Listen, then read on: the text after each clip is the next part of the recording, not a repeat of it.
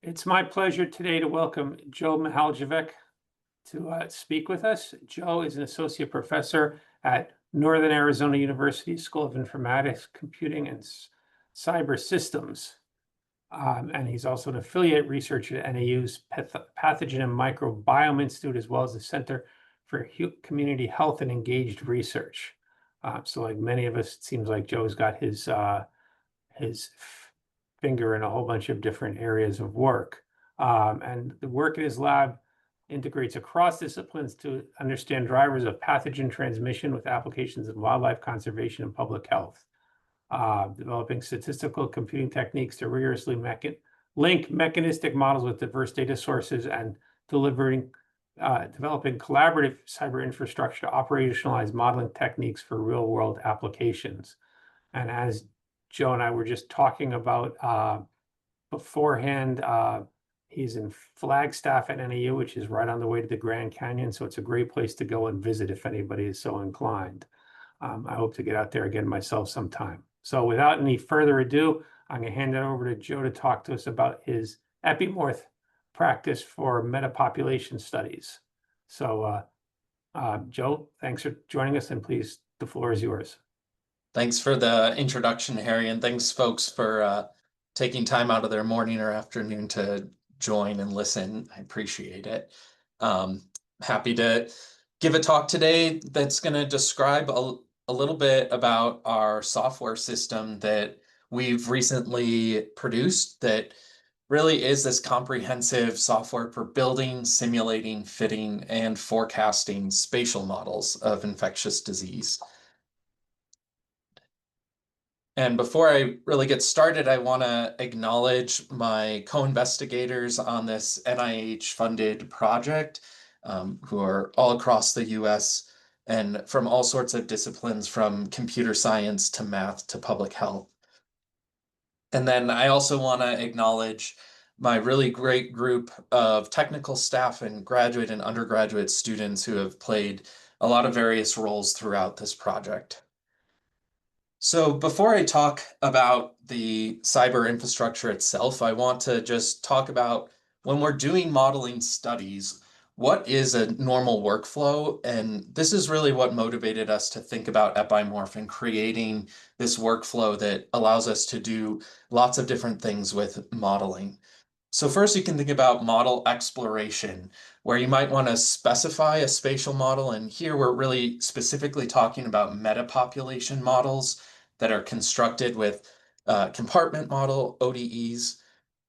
And they include intrapopulation models, so your ODEs. They might have movement dynamics, and they're situated within some sort of geographic model, so a place.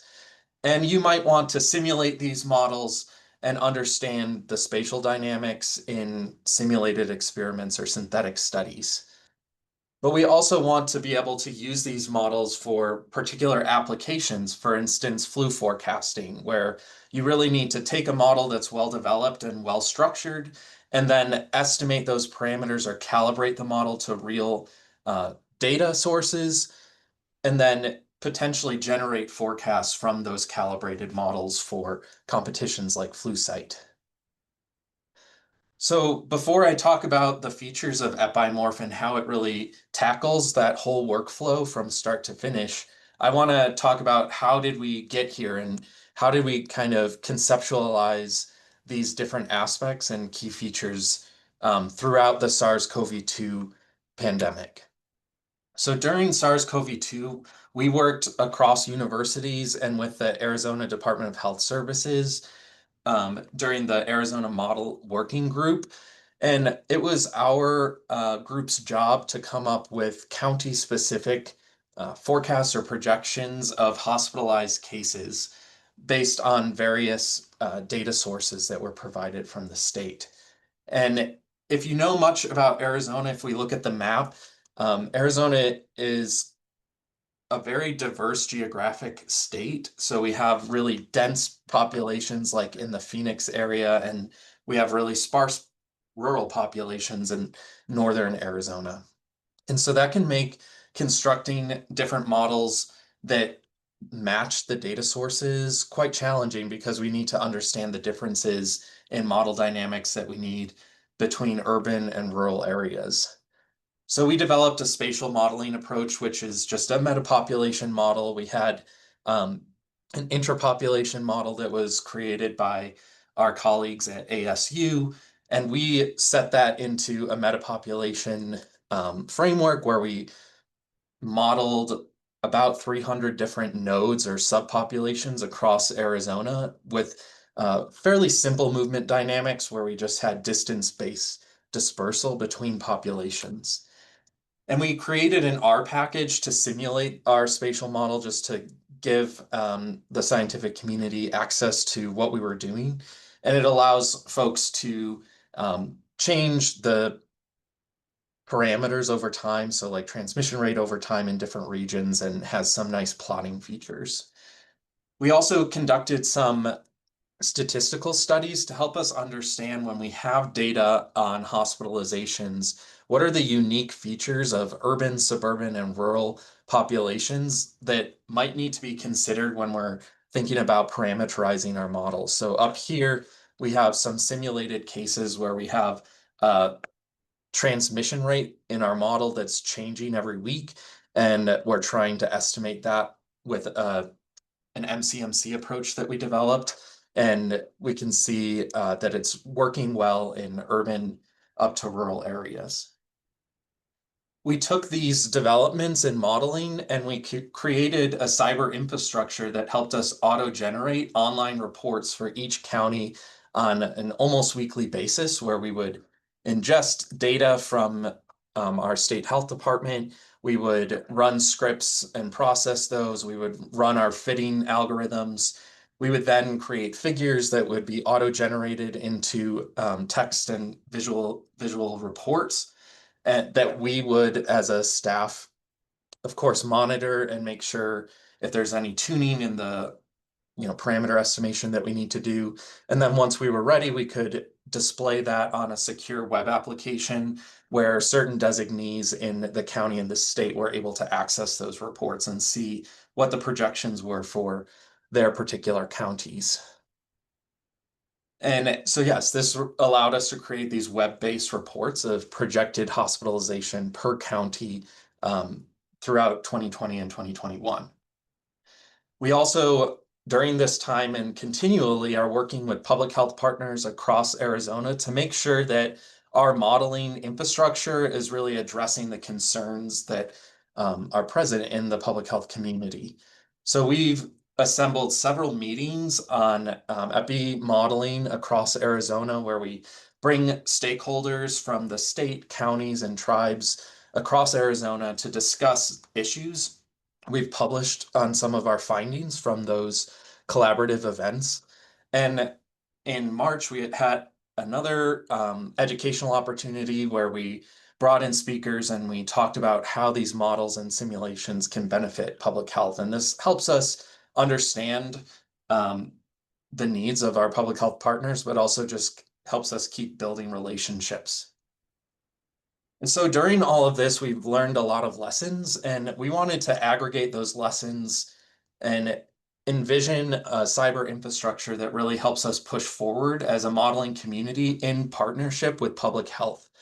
And so our focus recently has been to create automated software to help develop models and test which models are the best for different places across the US, and also facilitate good forecasts at spatial scales that are more relevant to local decision makers. So we all know that a lot of times forecasts are at the state level or maybe at best at the county level, unless you're really in partnership with public health to create in partnership these forecasts at smaller spatial scales.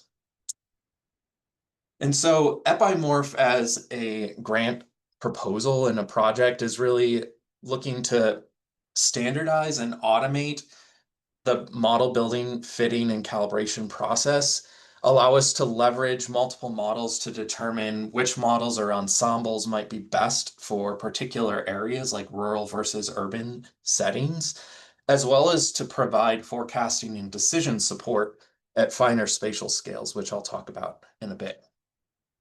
And so this has led us over the last 3 years to develop our first public release of what we call epymorph, which is a Python library that allows us to conduct spatially explicit metapopulation modeling. And I just want to shout out to Ek Dory, my colleague here in computer science, and Tyler Coles, who really helped us develop this infrastructure from the ground up.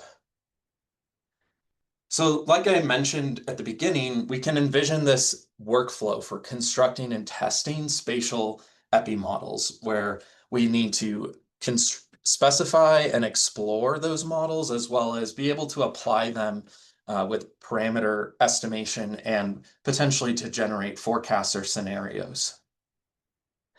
And so I want to go through some of the key features that make epymorph a unique experience for users and provide features that aren't currently available in a lot of other software. So we've really developed this object-oriented modularized method of specifying a metapopulation model where we can decouple what we call our intrapopulation model, which is just our set of our ODEs that explain the compartments in the community that you're dealing with. And then we have a separate way of specifying a movement model where we might have commuting movement or gravity dispersal or what have you. And then these different components can be set into different geographies. So what this allows you to do is to test for different model structures, how does movement play a role? And can I plug and play and mix and match those different components into different geographies very quickly? So I can build my IPM and my movement model and very quickly transition that from, say, modeling at the county scale in Arizona to modeling at the census tract level in New Mexico. So I'm going to go over some of these key features, and hopefully at the end I might have time to do a small demo. We'll see. Okay, so the first key features have to do with this first section of the workflow, which is model exploration. So in epymorph, a user can specify any compartment ODE model. So we have a language for defining a set of ODEs that allows you to graph the state variable diagram. And it also has some interesting features where we can create these multi-strata models that we call. So you can stratify populations by age, or if you're interested in vector-borne pathogens, you can stratify it by species, for instance, mosquitoes versus humans. And this allows you that flexibility of applying different movement models to those different strata, which I'll explain in a minute. So we have this system of specifying movement models where you basically describe what we call movement clauses. So you can break up a day by different movement types. And like I said, different strata can have different movement dynamics. So we can easily build like commuter style movement where people go to work and come back. And this can be linked to real commuter data, which I'll talk about. You can also have more agnostic movement styles like distance-based movement or gravity kernels where you can develop a function for that. And then what's really nice is that we've accessed the US Census data and built a lot of data munging on the back end so that you can build these intrapopulation compartment models, match them with movement models, and apply them in any census delineated group from the state level to county to census tract all the way down to the census block group. And what facilitates this is we have a lot of, on the back end, automated data gathering. So we've built in extraction of data from common sources that are important for these metapopulation models. So we have information from the census on population and demographics, including age stratification all the way down to the census block group.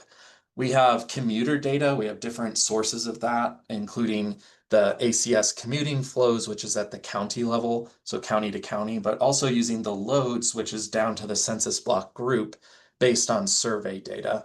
And then we're also developing a munging platform for the data for good from MIDAS. We have climate data from PRISM, which gives you temperature and humidity data over time. And then we've also linked to the CDC's repositories for public surveillance data, including hospitalizations for COVID-19, RSV, and influenza. So these are the same data sources that are used, for instance, in the flu site challenge. So people can, in one line of code, extract that data and fit their models. And then we've also built convenient plotting functions. So in this like kind of simple example, we've simulated a model that has all the counties in Arizona and New Mexico. But on the left here, we have really simple functions that allow you to aggregate from the lower granularities up to higher granularities. So you can see the different effects of regionality. And so the next thing I'm going to talk about is how do we take these models that you've built and you've simulated and visualized, and then really apply them by calibrating them to data and generating forecasts.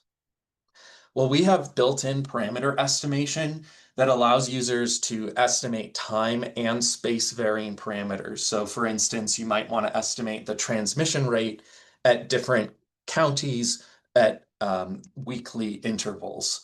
And so we have built-in data aggregation for the surveillance data that you might need to do that, but you could also, of course, upload custom data sets.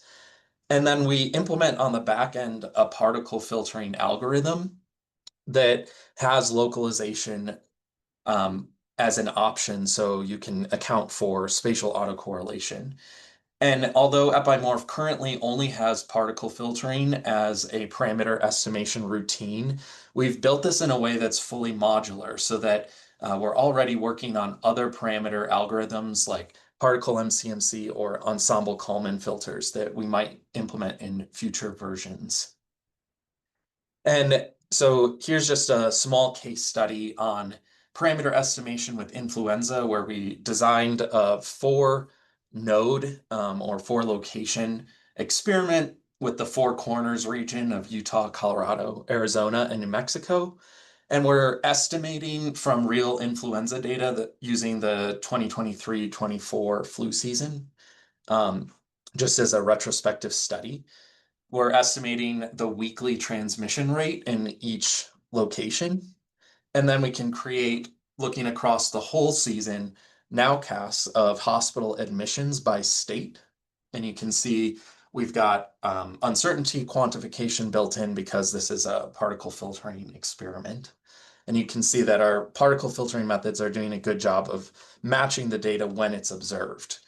We can also build customized fitting and forecasting pipelines. And I just want to shout out our data scientist, Jeff Covington, who's put a lot of work into this recently. And the full functionality is not publicly released, but it's coming soon. And if you're interested, you can email us to be part of that testing. But basically, in a forecasting pipeline, what you might want to do is fit your model or parameterize your model up to the nowcast, and then generate forecasts for, say, 3 to 4 weeks based on the flu site competition. And what's really nice in our pipeline is that because particle filtering is an on-demand data assimilation method, you can basically fit up to now, pause that, then pipe the output of that fitting into a forecast. And then when you observe new data in the next week, you could pipe the output that you had before, say at week 10, then add one data point for week 11 and pipe that through and refit the model for that 1 week, and then create another forecast based on your pipeline. So we've tested so far, if we create a full 50-node or 52-node state and territory model in epymorph, that fitting using our particle filtering for a whole flu season takes about 10 minutes. But that is something we're still testing, but it is a pretty efficient algorithm. And so this is an example where we're creating this like start and stop scenario of where we're fitting up to a certain time point, say right here, and then we're forecasting for 4 weeks ahead. And then we can retroactively compare our forecasting pipeline to, for instance, the flu site ensemble model for all of the US for that same flu season, and we see very strong similarities in the performance of the ensemble of flu site compared to our forecasting pipeline. So we're feeling good about our methodologies here. And so I've talked a little bit about some of these challenges that we think epymorph solves, where we can create semi-automated software that develops models, and we can test them by easily moving those models from place to place and quantifying how well they do at either fitting to data or forecasting unobserved data in a retroactive study. And we think that this will help us facilitate good forecasts at finer spatial scales when in partnership with public health experts, because our models can go down to the census block group.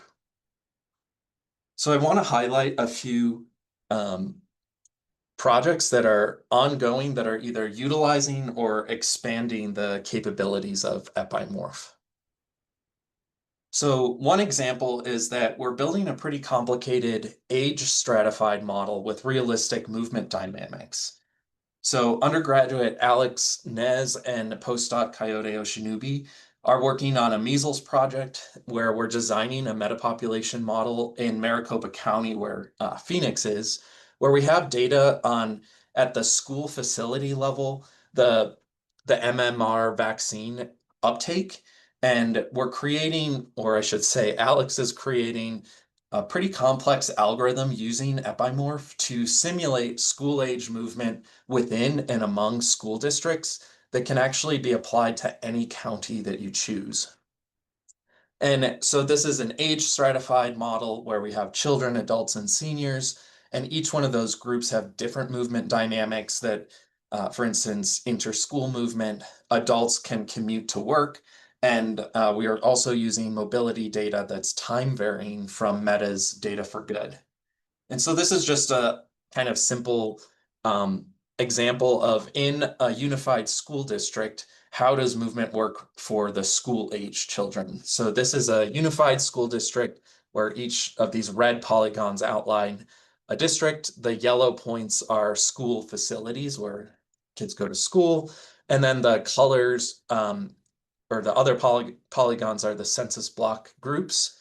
And the colors represent how many children are in those groups. So here they start at home in the morning. They will go to school. So we use some algorithms to help us figure out within a school district from the different census block groups, how many children approximately go to each school. Then after school, they can go to after school activities using parameterized by data for good, and then they eventually go back home. And all of this can be accomplished fairly straightforward within the epymorph system. We're also testing other parameter estimation routines for spatial models, which I kind of foreshadowed earlier. So we're working on a revision to a manuscript that we put out that's really testing kind of a different flavor of particle filter MCMC with particular dynamics that we've tested for time varying transmission rates. And this is working really well. So we anticipate that we can have a particle filtering MCMC built into epymorph in the near future. We're also testing different ensemble Kalman filter algorithms that have different forms of localization to help us account or allow for, really high dimensional models that have lots of locations in them. So we're testing different flavors of these and quantifying when they fail and when they succeed based on things like the number of nodes, the number of ensemble members that you use, etc.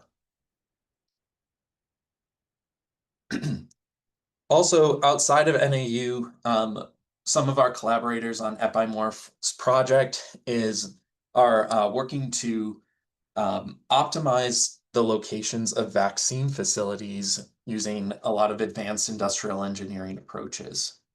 So this is really led by Sanjay and Esma and their team of technicians and students.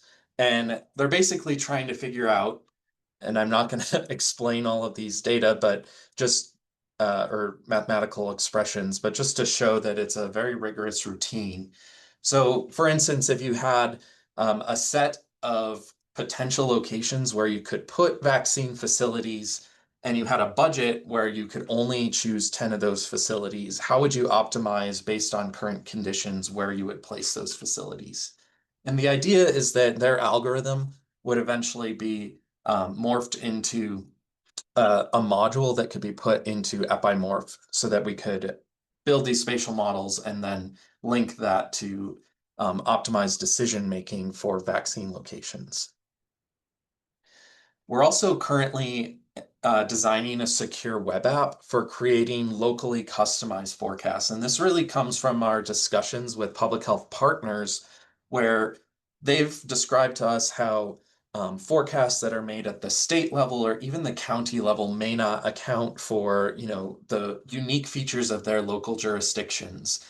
But at the same time, we all know how data privatization and sharing is complicated when you start looking at smaller spatial scales. And so we're working in consultation to think and envision this web application where on the back end, users would utilize epymorph, but on the front end, we'd have a really nice graphical user interface for public health workers to create their own forecasts.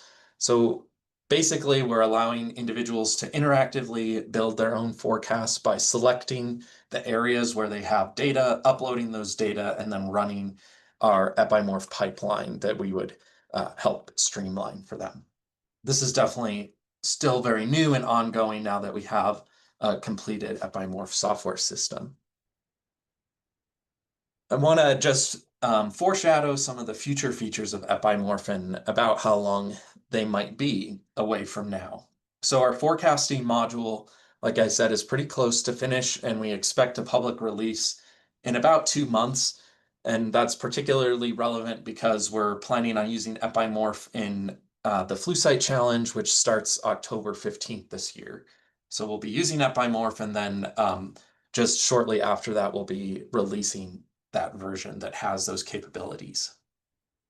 Then we're working on more parameter fitting methods, including ensemble Kalman filtering, which is a few months away.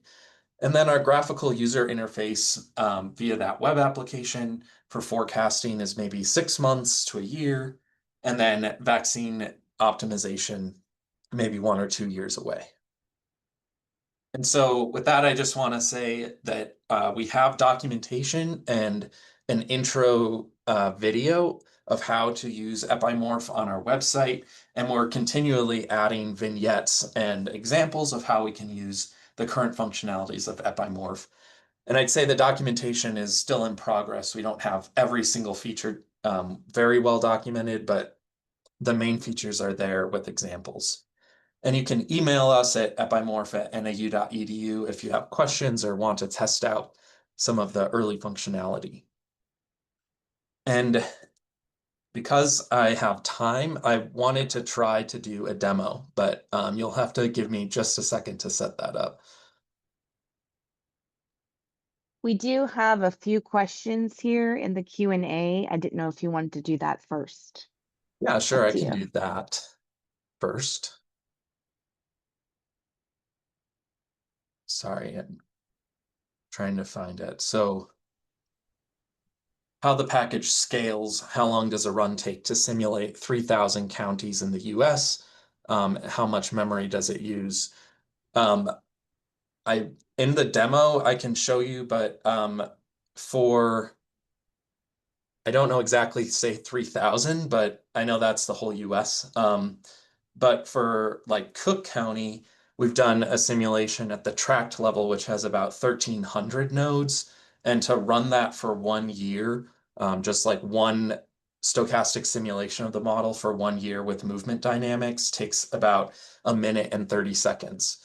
So that's with a lot of nodes, so that's not super fast, but at this point, we're trying to, work on functionality and later in future versions come back and work on efficiencies. But thank you for that question, Pedro. Pedro has some awesome additional questions.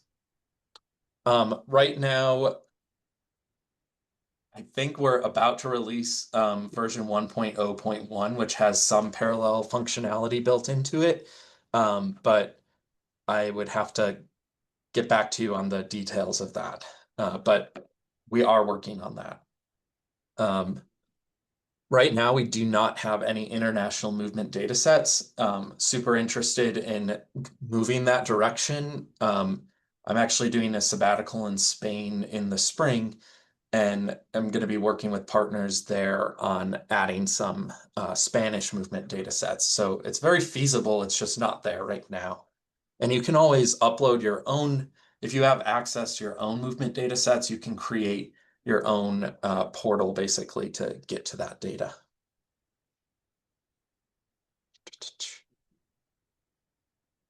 It would be nice to frame the optimization as allowing embedding of optimization routines, not just vaccine distribution.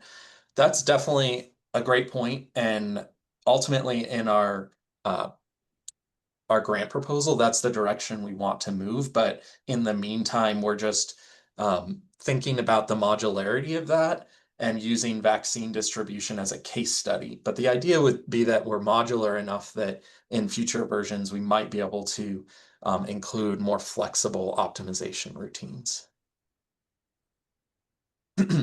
Michael asks, can you explain how the climate data is used and what you assume about the initial fraction of susceptibles and about vaccination? So really the way climate data is used is up to the user. As just an example, you could create a function for your transmission rate that links, say, temperature or humidity as a statistical function, and calculates your transmission rate per day based on daily changes in climate. So you can build that, and the climate data would be fetched from Prism for you at the centroids of the locations that you're using.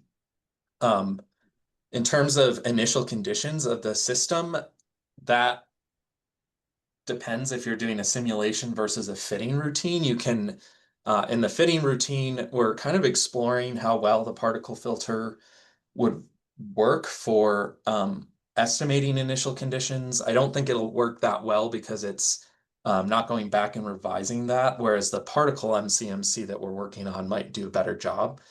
But we also have some functions that allow you just in a simulation way of like specifying where infections start and other sorts of things about vaccination or initial conditions. We don't have a data set that's linked to vaccination data right now, but we're open to working on that. We've done some exploration of different quality of different vaccine data, and it's a little bit hard to envision how that would work with the public data sets that are currently available, but definitely open to discussions. Michael also asks, when the spatial scale is small, aren't you worried about using ODEs versus stochastic equations? So although the models in epymorph are coded as ODEs, they're actually, I forgot to mention this, but they're simulated forward with a stochastic algorithm that's like a Gillespie flavor algorithm, the tau leaping algorithm. And so that allows us in our movement models, let's say, to break up your days into different like tau leaps that adds some flexibility there. So yeah, every run of epymorph is a stochastic simulation, but you're certainly right that if you have small populations, you could get into trouble with some of these things. And we've built some guardrails into epymorph to deal with that, but it's definitely stuff we've grappled with a little bit. Thanks for the question. Great questions. Thanks, everyone. Okay, I'm gonna try to do this demo. Let's see if I can.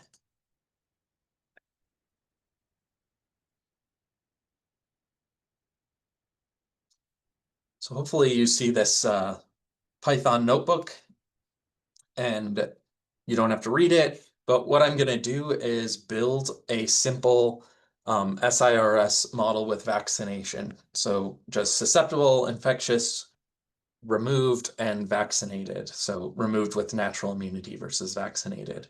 I'm going to skip through a few things, but when you build the model, you can render the state variable diagram and make sure that you've coded it correctly. And so this is just like a nice visual check of that. I'm gonna skip through some of this where I basically just do it at a single node scale, but I'm gonna go through to the multi-node. So what I'm doing here is we're taking a case study with Cook County, Illinois, and we're going to build a simulation at the census tract level. And there's just a one-line, really quick way of specifying that you want it at the tract level. So we call these geographic scopes. We want a tract scope, and we want all the tracts in Cook County, Illinois, using 2020 census delineations. And we can see by looking at the nodes that there's 1,332 nodes. Then I want to just demonstrate the feature of how you can plug and play different movement models into this system of equations. So here we have some built-in movement models in epymorph so that the user doesn't have to necessarily code their own. But I'm going to have a commuter movement A and a commuter movement B. And one is just based on the centroids, so like how far away is every other centroid.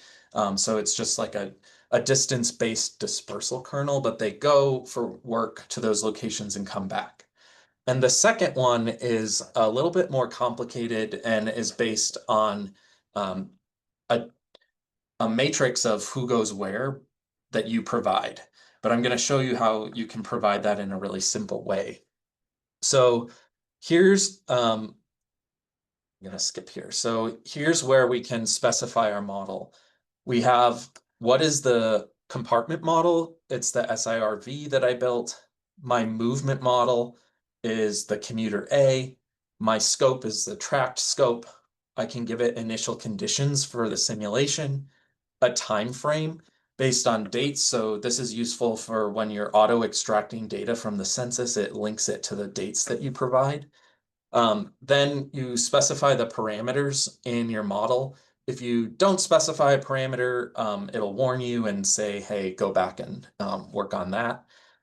But in this movement model, we had centroids. So we have a function that'll just calculate the centroids of all the tracks for you.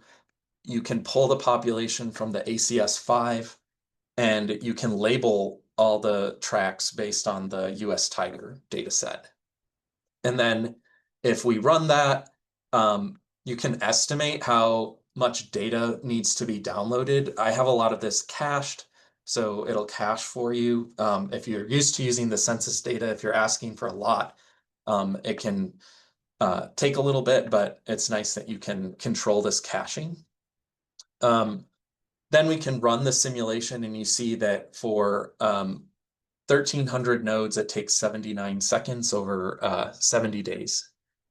And then we have like tables and plots that you can build. So this is like a table that's looking at every GeoID, for instance, the S to I event. So the number every day that goes from susceptible to infection, so incidence, what's the minimum and maximum of that? You can just create a table in case you need to debug, things like that.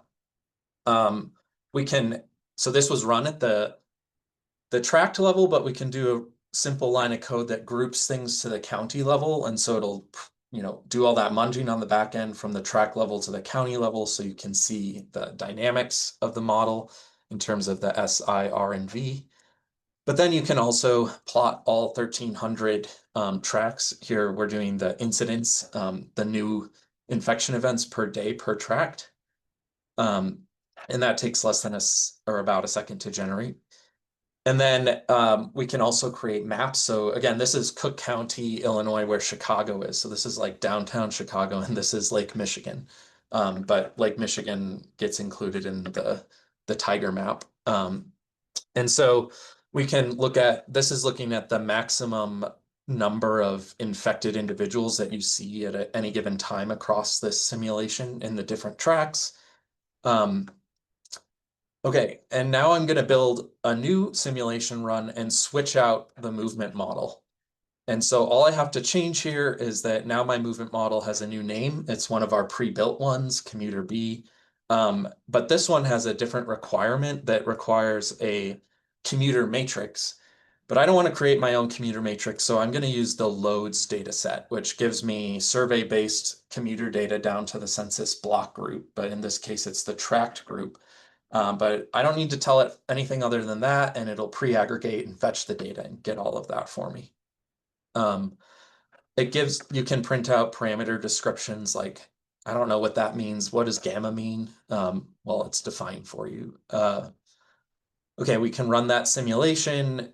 Here are all the S to I events. I think this is pretty cool, is like, because we have a spatial model that's linked to commuter data, these are the number of infections in particular census tracts, and you see a big yellow dot here, which is downtown Chicago. And basically from the commuter data, we have 240,000 people that go to that tract on a daily basis for work, at least when people weren't remotely working a lot. And so this shows where they got the infection, but you can also then plot by just changing the data set to data by home, like where those individuals were, where their home is that went and got infected there, if that makes sense. So you can distinguish between where individuals get infected and where their home address is. So for instance, this would allow you to link case data to, link our modeling output to real surveillance data that's based on addresses. And so that's a little demo I want to do. We're running out of time, and I see that there are more questions, but we can do lots of stuff with these simulations, but that's just some of the flavor of things you can do. I'm going to stop sharing, and let's see, I see chats and I see questions. Oh, I see. Thanks for sharing our link to our documentation site. I appreciate that. And can you share the notebook? Absolutely. Just send me an email.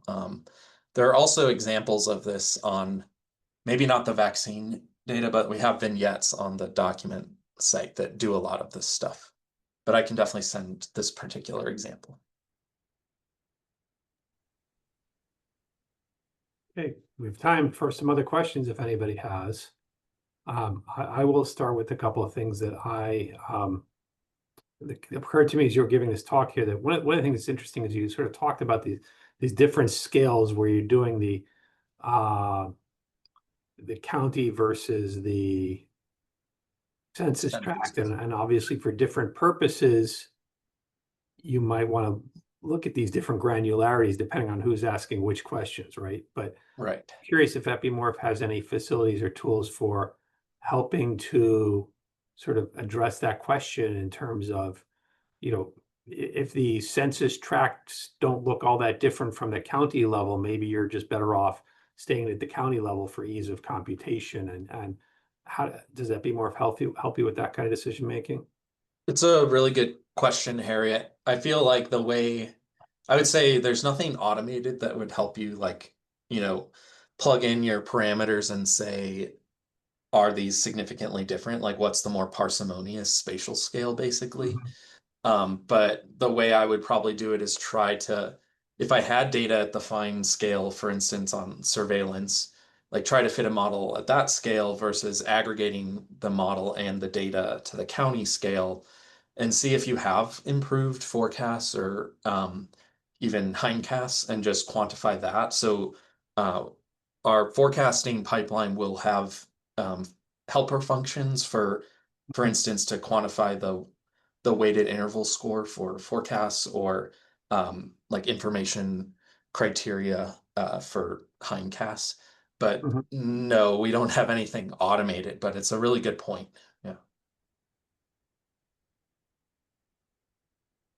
And it was one of our main motivations was like trying to understand, like, if you have a primarily rural area versus an urban one, like what type of resolution do you really need to explain those data? Yeah, I know. I realize it's sort of a separate question of making that decision, but it seems like you're well poised. You've got all the pieces in place there that could allow you to do that analysis. It certainly would require more code to get it done, but maybe for version 3 or something like that, right? Yeah, definitely. Yeah. I'm also curious because this is something that comes up a lot with MIDAS folks that um, are interested in working with public health professionals, and clearly you've done a lot of that with this work. Can you just sort of say a little bit about how that came about and what you found or learned from that experience in terms of what works or what's necessary to build a good collaboration with public health people?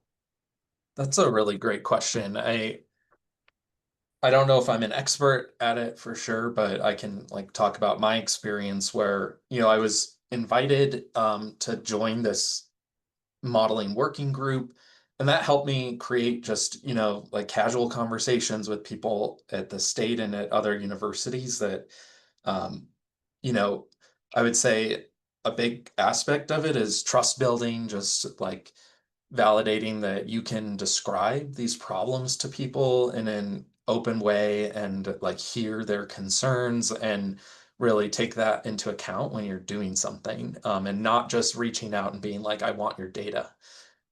So I feel like these are delicate relationships that take work, just like any professional relationship. But I think especially when we meet with like state, county, and tribal partners at the same time, everyone has different priorities and different ideas of what should be included in a model.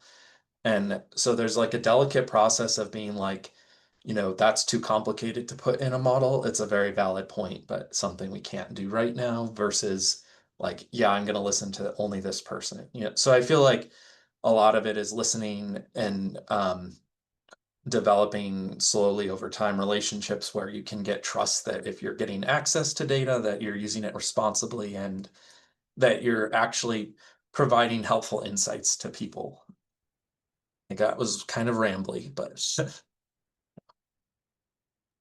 No, but that resonates, and I don't necessarily think anybody becomes an expert in doing these collaborations in any other ways than what you're talking about is learning and listening and being open to it. It seemed to be um, the key things that I always hear, and then also just that um, it can't be a drive-by kind of give me your data, I'll give you an answer sort of approach. That clearly doesn't work, and it sounds like that's very much what you have not done.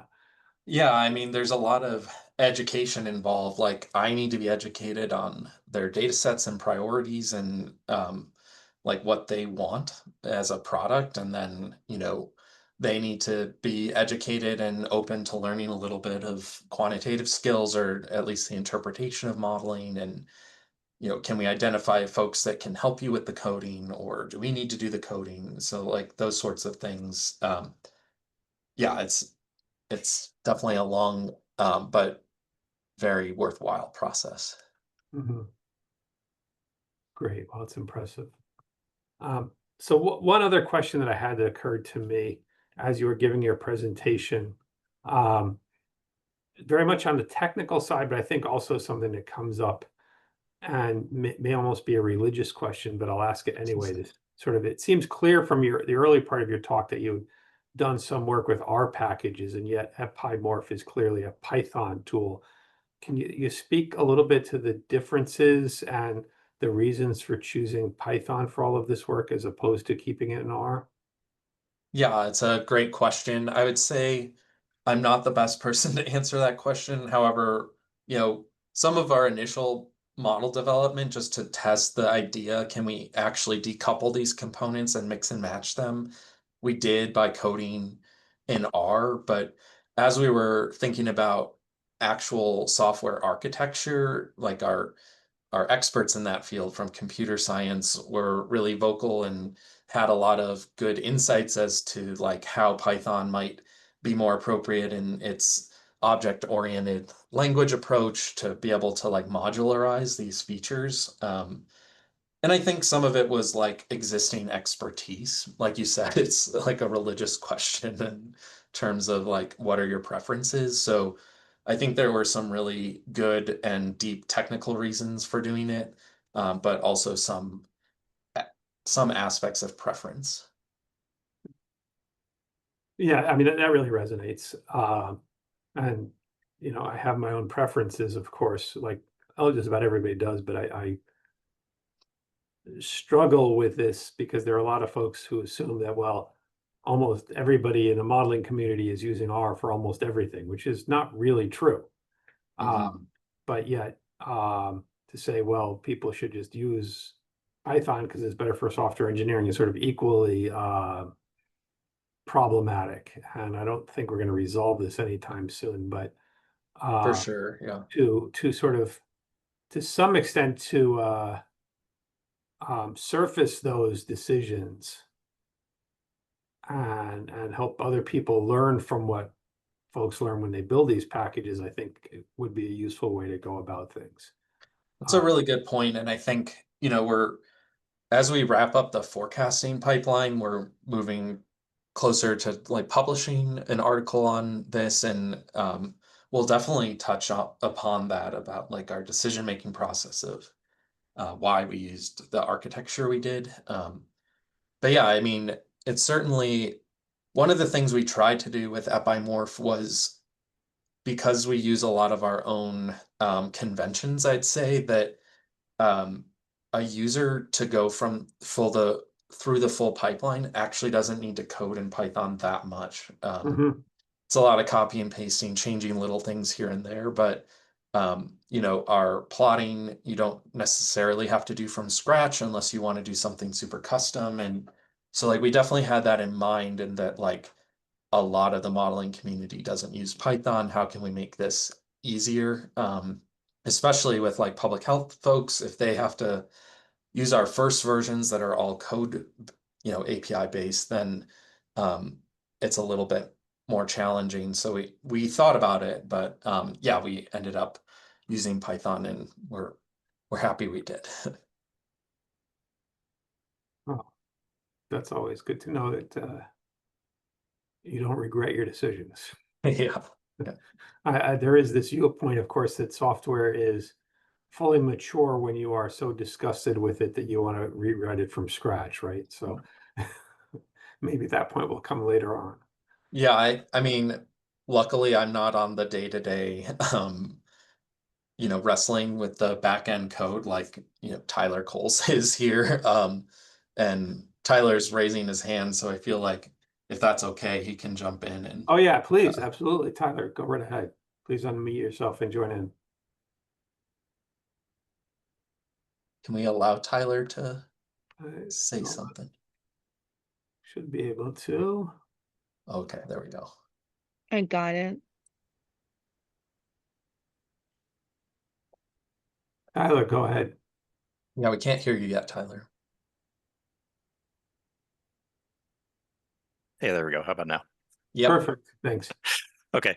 Yeah. Sorry about that. I didn't actually intend to raise my hand, but Oops. Now you're on the hook.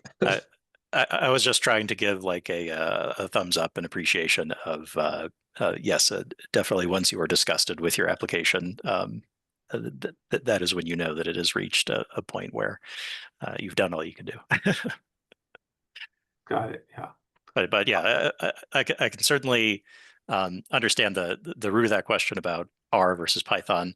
You know, it is, as you said, somewhat of a religious question. I don't know if there would be any answer that would make everyone happy at the end of the day, but hopefully something that I can say that will give the R folks some comfort is that I am not an all Python person. You know, I try not to be dogmatic about these things. I understand and appreciate the benefits of R, and similarly the benefits of Python, and we do try to sort of keep that all in mind as we develop these interfaces, as we decide how epymorph is going to work under the covers. You know, ideally we would produce something that, even though it is in Python, it would seem familiar or use some of the same ideas that make R such a great language. So yeah, I would just say culturally, we, you know, try to be as inclusive as possible. Thanks, Tyler. And I think we have another from Ekderi here.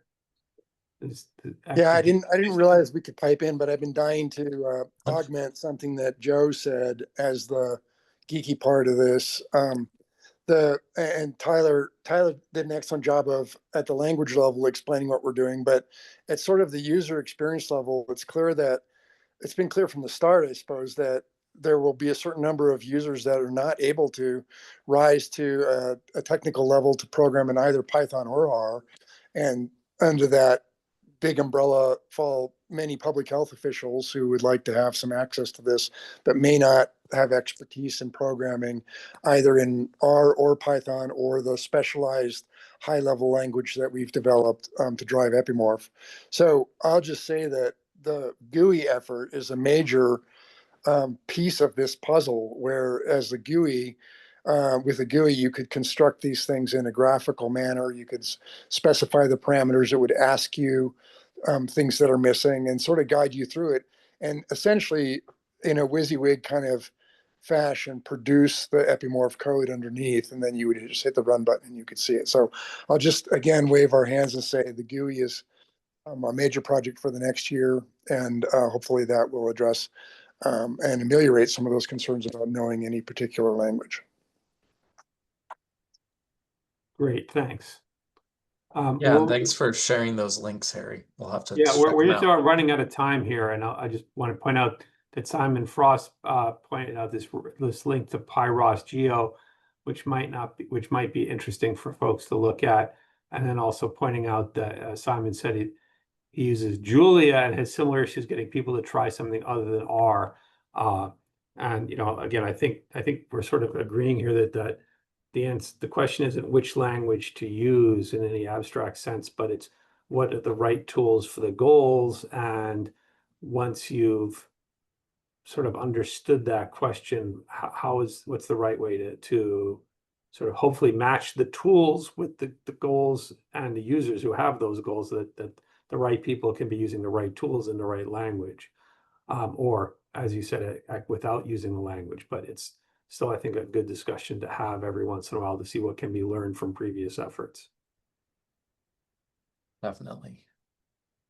So with that, since we're just about at the top of the hour, I think it's a good point to wrap up. And I want to say thanks to Joe for a nice talk and an interesting tool introduction that's really, really helpful. And thanks to Tyler and Eck for jumping in there at the end. And thanks to everyone for participating. Really appreciate your time at the monthly WIDAS webinar, and we'll be back next month with another one. So thank you all. Thanks for having me. Hope everyone has a good weekend. Our pleasure. Take care.